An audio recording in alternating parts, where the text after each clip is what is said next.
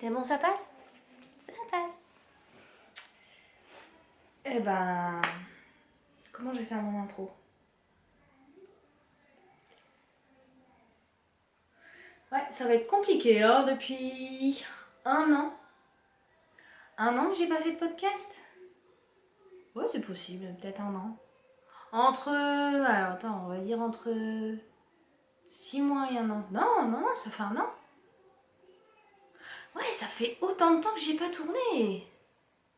Ouais, ça doit faire un an. Bon, ben... Bienvenue à tous, hein, après un an sans podcast. Ça fait du bien de vous retrouver. J'ai plein de choses à vous raconter. J'espère que vous allez bien. Donc moi je rappelle, c'est Emeline, alias La Boîte à Fabrique sur les réseaux sociaux. J'ai donc le podcast, j'ai un blog et un Facebook, mais il ne sert pas des masses. Sinon il y a aussi mon compte Ravelry. Ils sont tous sous le pseudo La Boîte à Fabrique. Par quoi commencer? Eh ben déjà, je voulais vous dire merci, hein, suite au au post que j'ai laissé sur Instagram par rapport à mon changement de vie, mon changement d'alimentation. Donc tous les petits mots d'encouragement, les adresses, tout ça, je vous remercie à tous parce que c'est... Je m'attendais pas à avoir un élan de générosité comme ça de la part de personnes que je ne connais pas. Il y en a que je connais, d'autres que je ne connais pas. Je m'attendais pas à avoir un élan de solidarité de cette ampleur-là. Et franchement, je voudrais vraiment vous remercier parce que ça fait plaisir et ça fait chaud au cœur.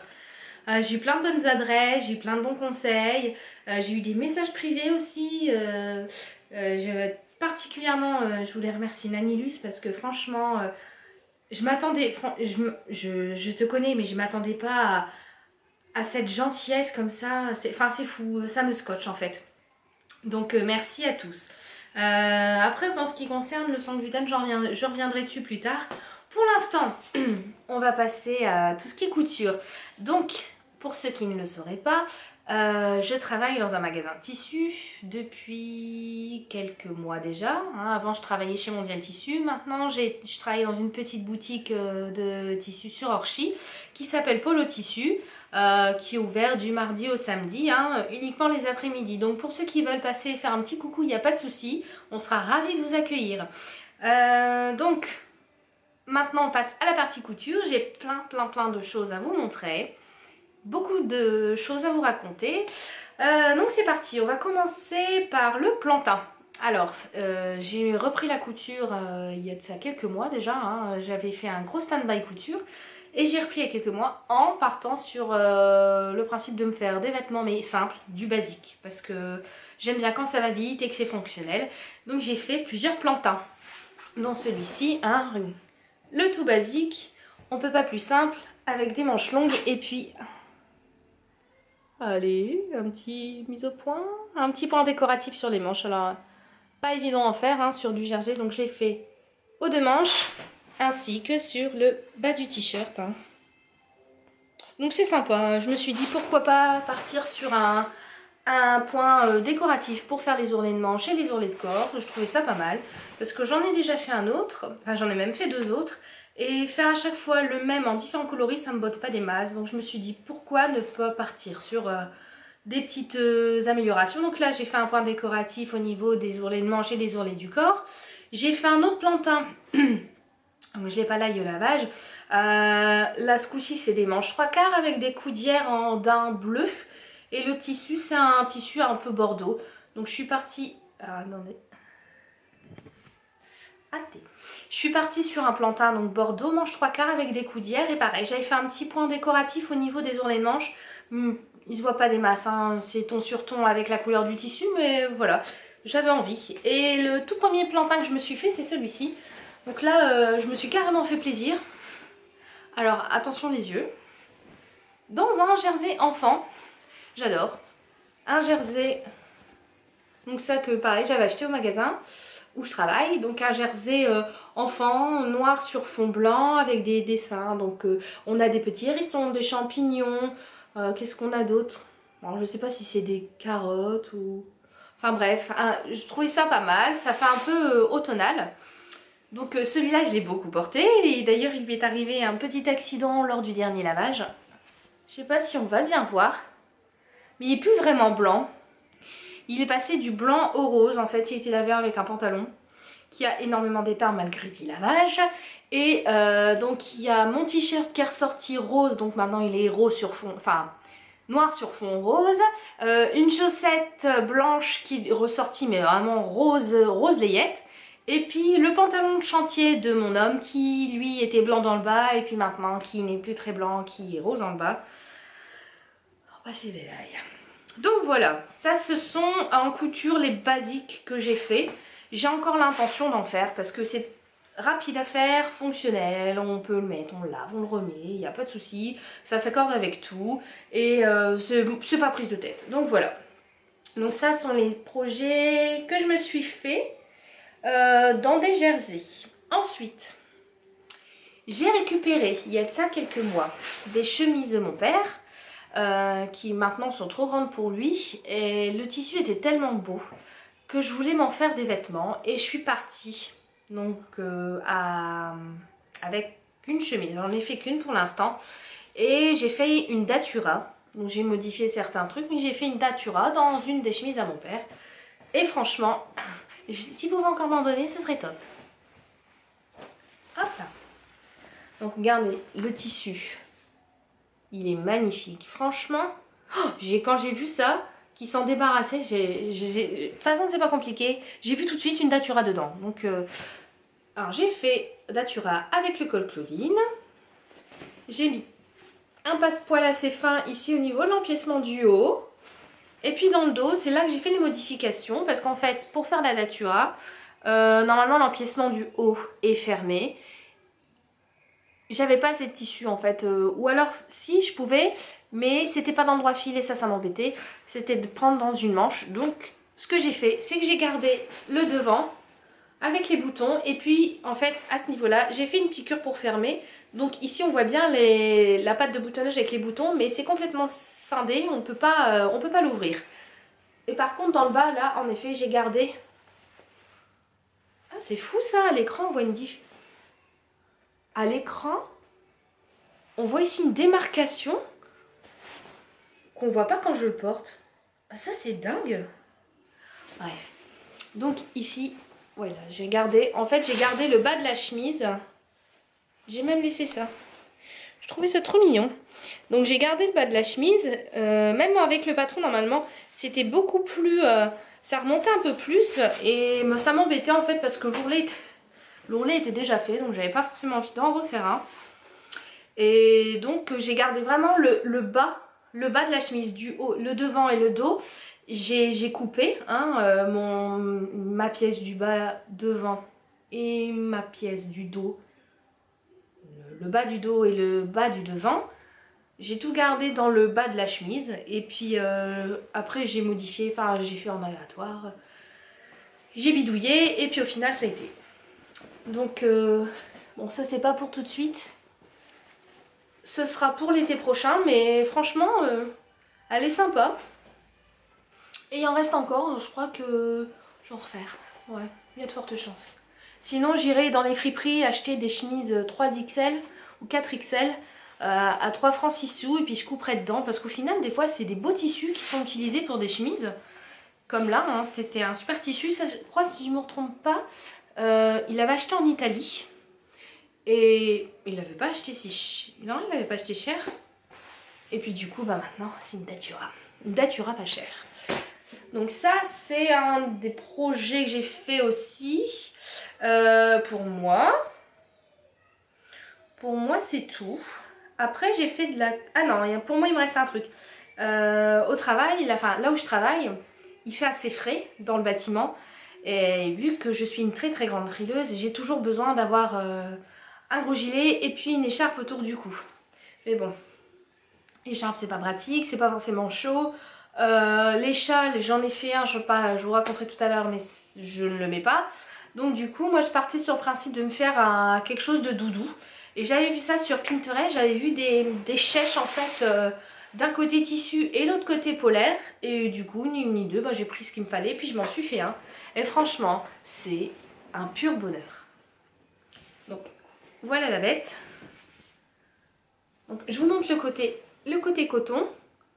Voilà, ça c'est un coton tout simple, hein, dans les coloris un peu automnal comme d'habitude. De l'autre côté,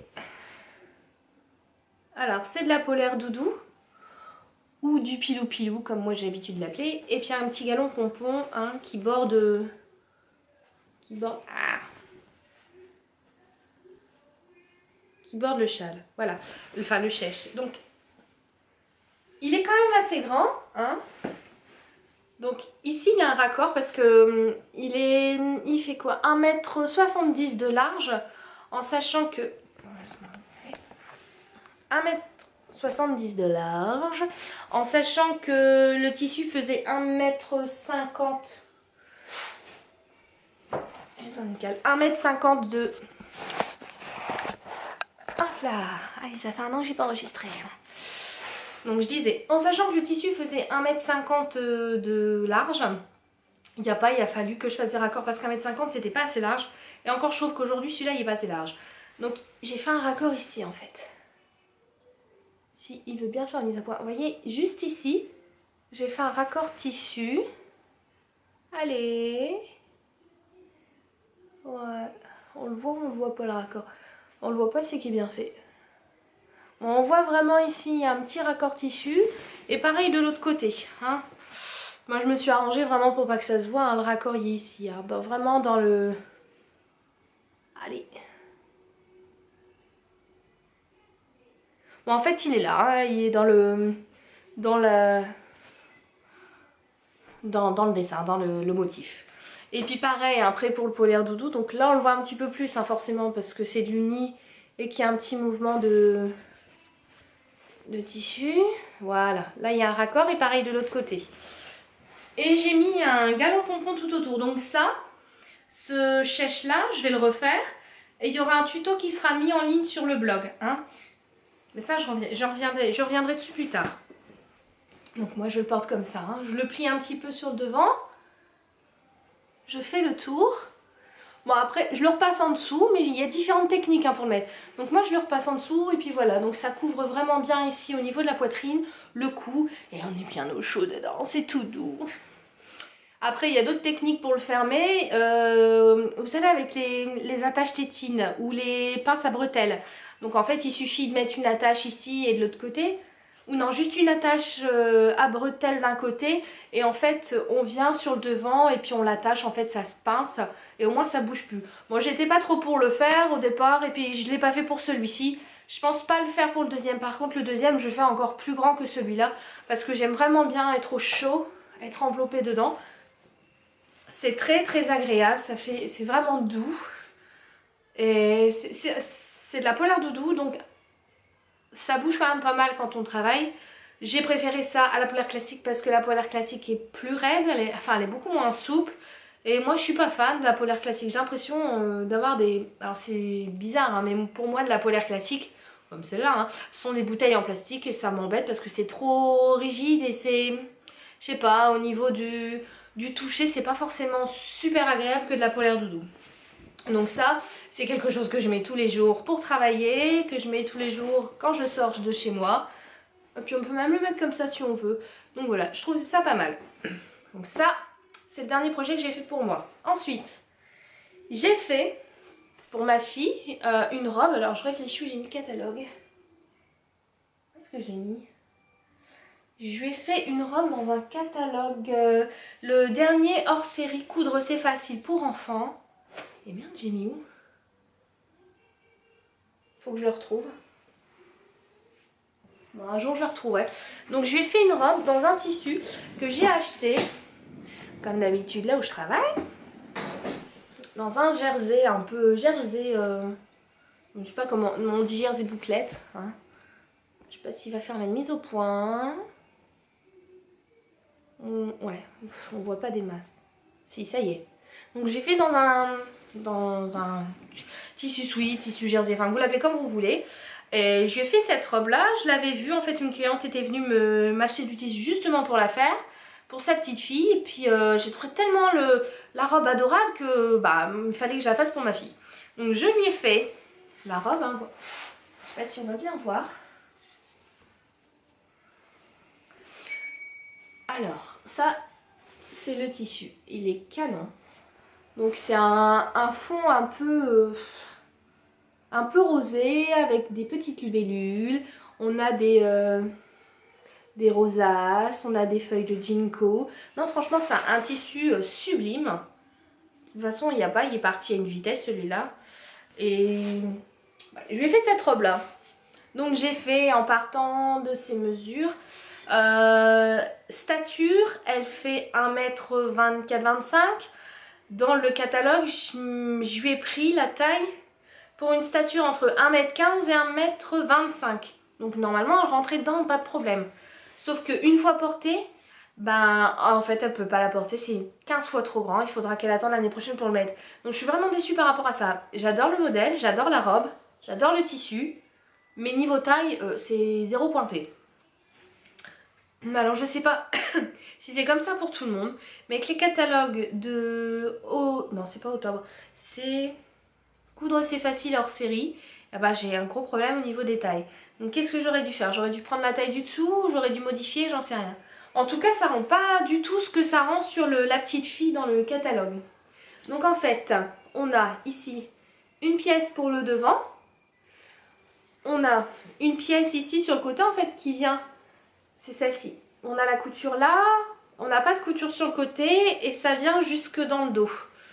Donc en fait, il y a une pièce pour le devant, une pièce pour le dos, une pièce de chaque côté et les manches. Et puis après la parmenture de l'encolure. Donc voilà.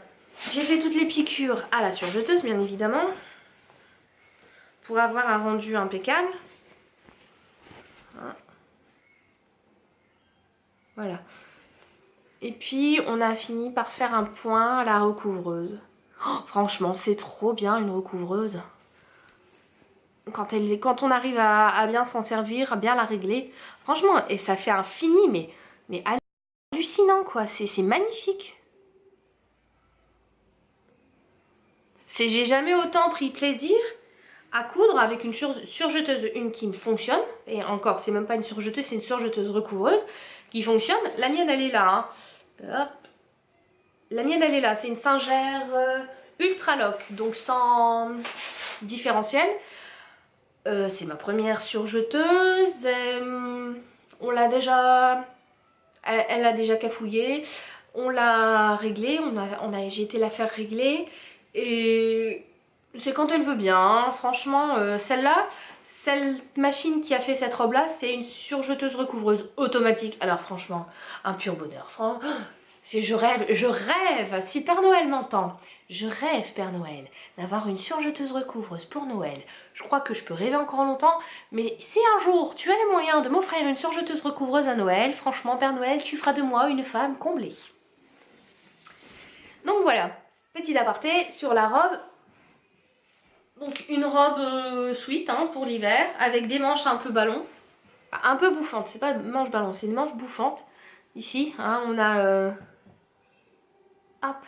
a de la fronce et d'ailleurs en parlant de ça, j'ai fait la fronce comme l'a expliqué Elsa dans sa dernière vidéo. Enfin dans une de ses vidéos, je dis pas la dernière mais dans une de ses vidéos, j'ai fait la fronce avec du lastin.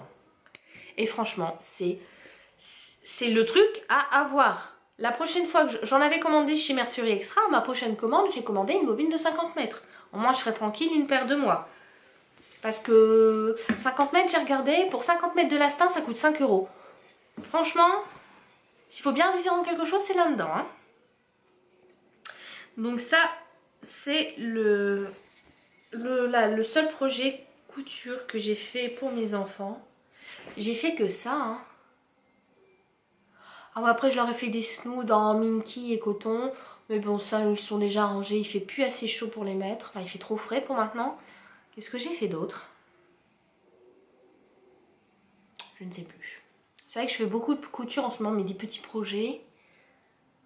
Maintenant, j'ai rien qui me vient en tête. Donc en projet couture, c'est presque terminé. Le dernier truc que je vais vous parler. Donc là, j'ai pas de... Je peux pas vous le montrer. Je vous insérer une photo.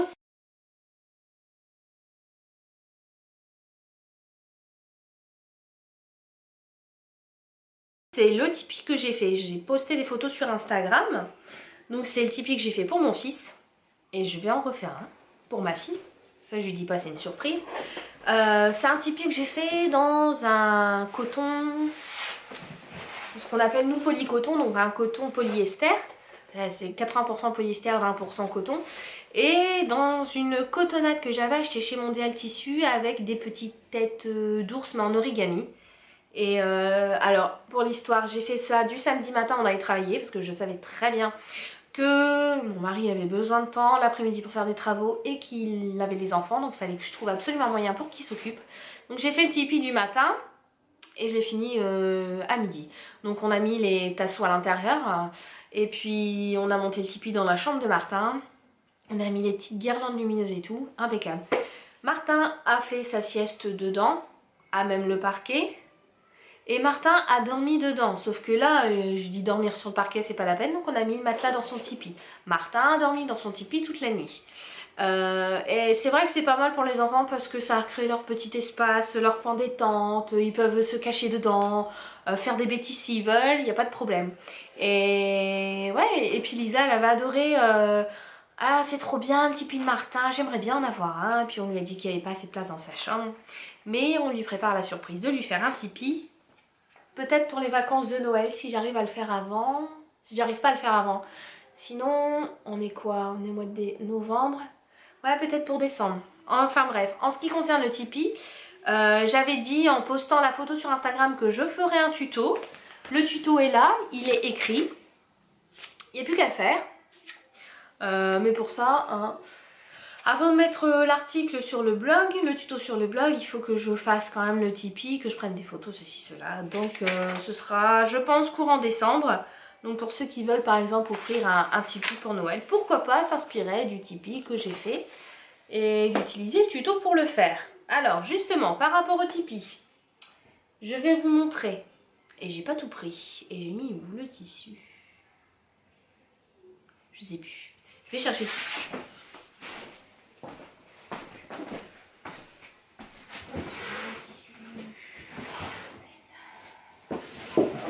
Ah, il est là. Hop là.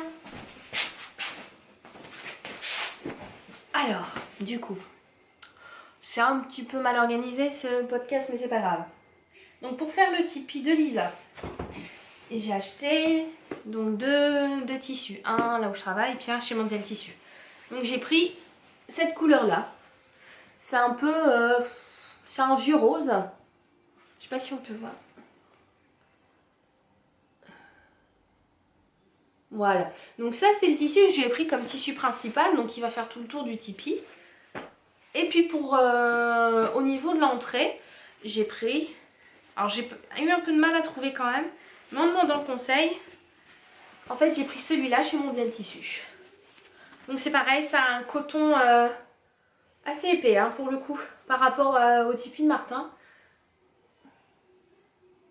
Donc ouais, c'est un... Qu'est-ce qu'il me veut? Ah bah j'ai plus de place sur ma carte mémoire, ça c'est ballot.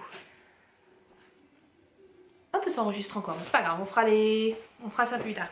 Donc ça c'est pour le Tipeee de Lisa. Le tissu que j'ai acheté, le tuto est à venir pour le mois de décembre, donc j'espère vraiment lui faire pour qu'elle l'ait au moins pour les vacances de Noël. Donc ça, c'est ce que j'ai acheté pour faire son Tipeee. Ensuite, je vous ai parlé que je voulais refaire pareil, un deuxième chèche avec un tuto qui sera mis sur le blog. Donc pour ce faire, j'ai acheté du coton, une cotonnade bleue chez Mondial Tissu avec des petits oiseaux et un polaire doudou. Donc là la lumière ne lui rend pas honneur. C'est pas très... Voilà, c'est plus cette couleur là. Je parlais tout à l'heure de mon chèche. Je le ferai dans ces deux tissus là. D'accord? Et un galon pompon. Je pense que je partirai peut-être sur blanc au lieu de l'autre que j'avais pris écru. Je pense peut-être partir sur le blanc. Donc voilà pour le tuto et le chèche. Qu'est-ce que je peux vous dire d'autre? Maintenant qu'on est dans la couture, je vais vous parler des futurs projets couture. Donc j'ai acheté ça. un jersey sweat. S'il veut bien faire la mise au point. Alors. Allez, voilà. Donc dans un beige chiné. Et en fait, ça brille pas des masses à la caméra. Un petit peu, en bougeant on voit un petit peu. Les liserés ici arc-en-ciel sont un peu brillants, pas dorés, brillants. Et du coup je pense que je vais faire dedans un sweat. Je ferai le sweat Courcelles mais avec le hacking de... C'est 23 rue des Roses sur Instagram et le tuto est sur le blog de Basile et Léon. Donc je pense partir là-dessus. Ça va être sympa. Franchement, un petit sweat comme ça. Donc c'est pareil que la robe que j'ai faite pour Lisa, hein, l'intérieur est le même. Ouais, c'est des bouclettes. Pas des grosses, mais c'est des petites bouclettes. Pas très coopératif aujourd'hui. Donc ça, c'est un sweat pour moi. Ensuite, j'avais acheté ça au marché du tissu au mois de mai. Donc j'avais acheté ce sweat, enfin un molleton. Bon, un molleton. Tout chaud, tout doux. Couleur vert d'eau. Avec des flèches pour faire pareil, un sweat, mais pas pour moi. Cette fois-ci, ce sera pour Lisa. Parce que Mistinguette grandit. Et Mistinguette n'a plus de pull dans son placard. Donc il n'y a pas, va falloir que je fasse. Sinon, au dernier marché du tissu, j'ai repris du jersey. Toujours chez le même marchand. Quand vous allez au salon, c'est tout au fond à gauche. Il ne vend que du jersey de coton, du jersey de lycra, du jersey viscose. C'est là-dedans que j'ai fait ce plantain. C'est là-dedans que j'ai fait l'autre plantain qui est au lavage. J'adore. Franchement, il a une super tenue, il se travaille bien, il déteint pas. Voilà, je vais faire dans celui-là. Je ne sais pas encore si je fais manche 3/4, manche long, ou si je mets un point décoratif ou des coudières ou... Franchement, pour l'instant, je n'en sais absolument rien. Et sinon, en couture, je dois préparer pour Noël. Au travail, en fait, ma collègue et moi, donc Mélanie et moi, on a chacune pris un morceau de tissu. Moi, je l'ai pris en doré. Donc, c'est un tissu jacquard. S'il veut bien faire la mise au point. Voilà, il est magnifique. Vous voyez ça, ce petit doré? Il est sublime. Donc c'est un tissu d'ameublement. Vous pouvez vous en servir pour faire une nappe sans aucun souci. Et l'intérieur. Donc pour celui qui veut, c'est possible de l'utiliser du côté le plus brillant. Voilà. Donc moi j'ai pris doré, Mélanie a pris l'argenté et dedans on va faire une jupe. J'ai déjà fait une jupe dans un autre tissu jacquard mais trop épais. Il est sur mon compte Instagram, c'est un jacquard un peu style wax. En ameublement, trop épais à mon goût. Et du coup, il est trop raide. Mais c'est ce tuto là que je vais utiliser pour faire cette jupe là. C'est une base de rectangle avec des plis creux et une ceinture, une fermeture éclair. Donc je ferai ça pour Noël. Je vous montrerai, je vous la posterai sur Instagram. Regardez comme moi il est magnifique.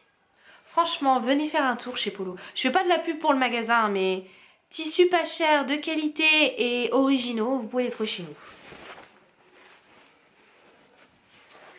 Voilà en ce qui concerne la couture. Petit aparté, on va passer vite fait sur le tricot. En ce moment, je tricote pas beaucoup. Parce que le soir, quand je rentre du travail, après avec les enfants, tout ça, je suis crevée. J'ai pas envie. En ce moment, j'ai pas envie. J'ai participé au tournoi de Knitich. J'ai fait les 2 premières manches. Avec des projets. Il y en a un, c'est un test secret. J'ai validé dans le tournoi de Knitich. Je peux pas en parler aujourd'hui, je peux pas vous dire de qui il est, je peux pas vous dire avec quelle laine c'est fait, je peux pas vous dire ce que c'est. Mais ce que je peux vous dire, c'est qu'il va sortir tout bientôt. Donc on verra d'ici les semaines à venir. Vous en entendrez parler sur les réseaux sociaux. En autre tricot, j'ai commencé toujours pareil dans le cadre du tournoi de Knitich. Le gilet aux gazeuses dans de la laine que j'ai là, la Sevalk. Coloris Salmon. C'est ça, Salmon. Donc j'ai commencé le gilet dans cette laine, dans ce coloris. Je l'ai commencé. Et vu que je tricote plus trop des masses en ce moment, c'est en stand-by. Voilà, et après je voulais parler d'un autre projet que j'ai fait il y a quelques semaines. J'en ai parlé sur Instagram vite fait, une fois qu'il était terminé. C'est mon 3CCS, le Sweet Color Cashmere Shawl de Rory Locatelli, qui a été tricoté un nombre incalculable de fois, donc j'ai été tombée amoureuse. J'avais acheté des laines il y a un an de ça à la cabane tricotée. C'était de la laine biscotte. Vous retrouvez les informations sur Ravelry, je ne sais plus, c'est de la twist. Avec un liseré pailleté dedans. Donc comme vous voyez, j'ai pas rentré les fils. Il est... Alors, je vais vous le montrer fini. Hop. Donc voilà. J'aime beaucoup les couleurs, hein. Franchement, je les trouve sublimes. Alors déjà, j'ai fait une erreur à ce niveau-là. Parce qu'en fait, j'ai pas mis le patron en entier, évidemment. J'aurais dû encore faire des répétitions. Donc la dernière répétition, elle se trouve après les rayures. Parce que je trouvais petit. Donc voilà. Il est... Quoi, il fait 1,70 m peut-être, à tout casser. Il n'est pas très très grand. Pas très profond non plus. Il est surtout très très fin. Et c'est par rapport à ça que je suis déçue. Parce que je voulais en faire mon châle d'automne et mon châle d'hiver. Et au final, c'est juste pas possible. Il est trop fin. Je suis pas... J'adorais les écheveaux. Hein. C'était très... Au toucher, très volumineux, très doux, très souple. Mais voilà quoi. Pour un... Moi je cherche vraiment pour l'hiver, si je veux refaire un châle en laine, c'est le même style que mon chèche en tissu. Aussi épais, aussi douillet. Alors,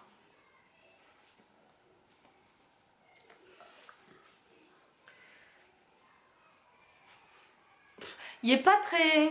Je sais pas, j'ai du mal. C'est quelque chose que je mettrais, mais vraiment occasionnellement. Il est pas assez enveloppant, pas assez chaud à mon goût. Et en plus de ça, une fois que je l'ai lavé, évidemment, je me suis dit je vais pas mettre de vinaigre pour une fois. Et il a des teints. Mais il a des teints. Et normalement c'est écru. Hein. De toute façon on voit les taches. Hein. Le camel a des teints sur l'écru. Alors je l'ai pas vu tout de suite parce qu'en plus je l'ai laissé tremper. Mais j'ai essayé de tremper genre 1 heure. J'ai mis dans l'évier et je l'ai complètement oublié. Et puis sans le ressentant je me dis tiens il faudrait peut-être que je le sorte. Je les sors. Je le pose. Oh, alors qu'est-ce que j'ai fait? Ben tout de suite je l'ai repris. Je l'ai remis dans l'eau. J'ai mis du détachant, j'ai mis du vanish dans l'eau, j'ai mis de la lessive, j'ai frotté, enfin tout ce qu'il faut pas faire avec de la laine quoi, je le savais mais bon, je me suis dit foutu pour foutu, autant essayer de ravoir les taches. J'ai réussi à en ravoir un petit peu mais vachement déçue quoi. Déçue par la laine, déçue que ça ait des teints, déçue que ce soit trop souple. C'est dommage parce que c'était vraiment quelque chose qui me plaisait et puis au final, pour l'instant, ça fait quoi? 4 mois qu'il est fini et 4 mois qu'il traîne quoi. J'ai même pas rentré les fils, j'ai même pas pris de photos. J'ai pas posté de photos sur Ravelry, j'ai juste mis que le projet était fini. En plus, j'ai fait une erreur là, donc normalement c'est une répétition. Donc on a une répétition, 2, 3 et une quatrième qui vient après. Seulement après on a les rayures. Ensuite on a le point texturé qu'on voit rien. Et la dentelle, alors je vous parle pas de la dentelle, prise de tête... Parce que j'avance, puis je me rends compte au final que j'ai des problèmes dans mes mailles. Et puis quand je regarde, c'est pas joli. Je me suis dit peut-être qu'au blocage, on va plus le voir. Au final, non, je crois que j'ai défait 3 fois la partie dentelle et j'ai recommencé. Enfin bref. Donc c'était le châle, la loose du début à la fin. C'est dommage parce que les laines, les couleurs sont quand même assez jolies. Le mariage des 3, je trouvais sympa. Maintenant, on a l'écru qui est à moitié teinté ocre. Donc pour l'instant, il est rangé. Il est lavé, il est rangé, il est plié, avec les fils qui dépassent. C'est vraiment...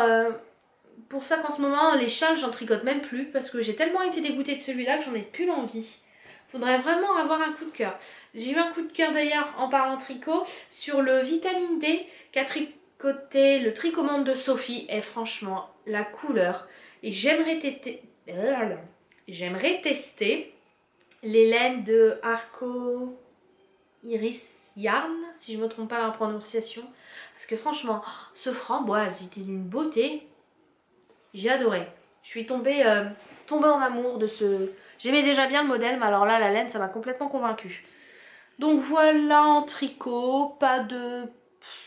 Ouais, je vais pas m'aventurer sur des projets futurs parce que pour l'instant, je tricote pas. Donc je suis plus couture en ce moment que tricot. Voilà en ce qui concerne la partie couture et la partie tricot. Maintenant, je vais vous parler de mes achats, mais en livres. Donc, comme je l'ai dit la dernière fois sur Instagram, donc par rapport à mon changement d'alimentation sans gluten, j'ai acheté 2 bouquins que j'ai vus sur Internet. J'en ai entendu parler. Le premier, alors c'est celui-ci, pour ceux qui connaissent, ou même pour ceux qui connaissent pas, c'est le journal d'une intolérante alimentaire.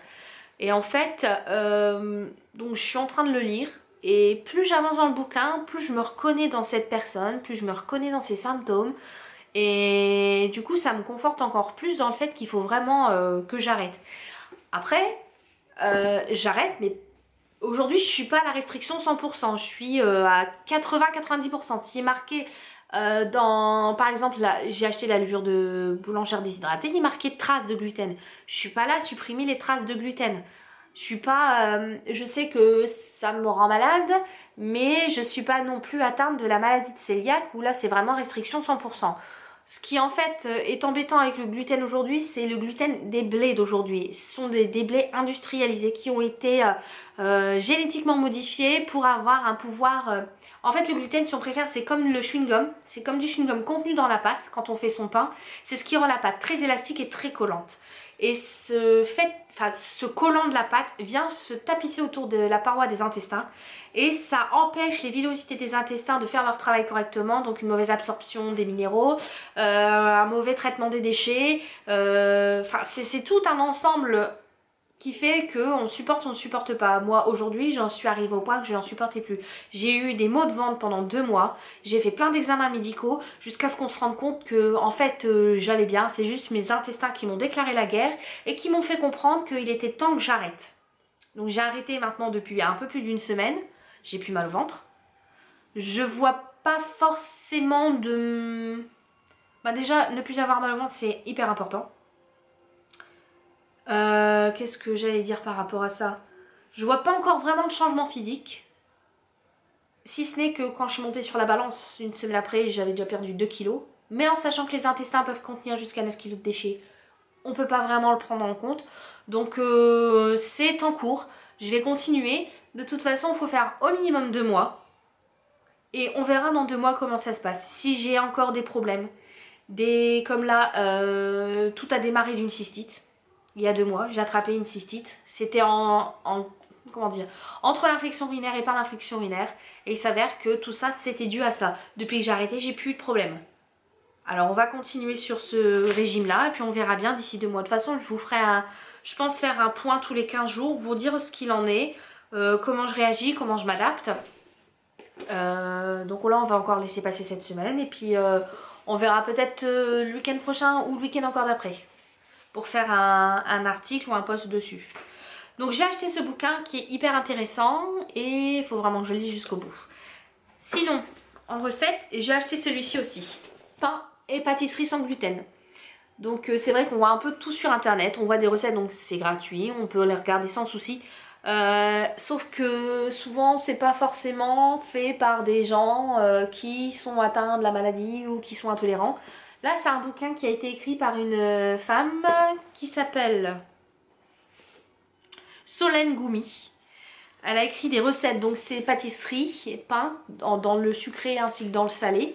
Et elle est atteinte de la maladie, donc elle sait qu'elle ne peut pas du tout en manger. Et donc du coup elle s'est adaptée, elle a fait des tests, elle a fait des recettes, des repas, tout ça. Et ensuite elle a écrit un bouquin. J'ai déjà testé la recette des petits pains au lait sans pépites de chocolat. J'en suis pas encore arrivée à des petits pains aussi jolis. En tout cas ce que je peux dire c'est qu'ils sont hyper nourrissants en fait. Mes petits pains ils font... allez, cette taille-là à peu près, j'en mange un, c'est bon quoi, j'ai plus faim. Et ça tient après un certain temps. Par contre, c'est toujours pareil, le sans gluten, on utilise des farines qui sont pas panifiables, donc ça colle au niveau des mains. En fait, il n'y a pas d'élasticité de la pâte. Mais bon, ça, on s'adapte, il n'y a pas. Donc j'ai fait ça, j'ai testé ça. Ce bouquin est top. Je vais essayer de faire d'autres recettes encore à l'intérieur. Je me dépêche parce que j'ai plus que 3% de batterie. Je vous en reparlerai prochainement. Je vais encore faire des essais pâtisserie, tarte, etc., etc. Voilà, grosso modo. Après, j'avais encore un bouquin à vous parler que j'avais acheté l'année dernière. Donc, cosmétique maison, je me lance. En fait, ça fait déjà un moment. L'année dernière, ma belle-sœur avait fait de la poudre libre maison à base d'argile blanche, de maïzena, cannelle et cacao. Et en fait, il s'avère que depuis un peu plus d'un an, je n'utilise que ça. J'ai retesté des poudres du commerce et il n'y a rien à faire. Je m'adapte pas. Je trouve qu'elles sont... la peau, elle respire pas. Tandis qu'avec celle-là, c'est matifiant parce que l'argile, ça matifie le teint. Ça tient la journée. C'est franchement... Bah, de toute façon, il n'y a pas, j'utilise que ça. Donc, s'il y a des personnes qui sont intéressées par la recette de la poudre, qu'on me mette un petit commentaire, soit sur en dessous de la vidéo YouTube, ou alors en message privé sur Instagram, n'importe. Je verrai s'il y a un engouement par rapport à ça. Je veux bien me lancer aussi là-dedans, en fait, qu'on en parle un petit peu plus, parce que c'est vrai que les cosmétiques qu'on trouve dans le commerce ne sont pas forcément bons pour la peau. Alors déjà, ce qu'on bouffe, c'est pas bon, ce qu'on boit, c'est pas bon, ce qu'on respire, c'est pas bon, ce qu'on se met sur le corps, c'est pas bon. On va bientôt finir, on va vivre tout nu avec une feuille de vigne dans la savane africaine, et puis on se débrouillera avec les moyens du bord, et on y sera bien, tout le monde y sera beau, tout le monde y sera heureux, et dans le meilleur des mondes. Voilà, sur ce, je m'arrête là. J'espère que cette vidéo vous aura plu. Si vous avez des commentaires, n'hésitez pas. Si vous aimez la vidéo, un petit pouce vers le haut, ça fait toujours plaisir. N'hésitez pas à laisser des commentaires. Si vous avez des questions à me poser, posez-les sur Instagram, sur YouTube, sans souci. Voilà, je crois que j'ai fait le tour. Je vous souhaite une bonne journée, une bonne soirée ou quoi que ce soit. Et puis je vous fais plein de gros bisous et je vous dis à bientôt. Bye!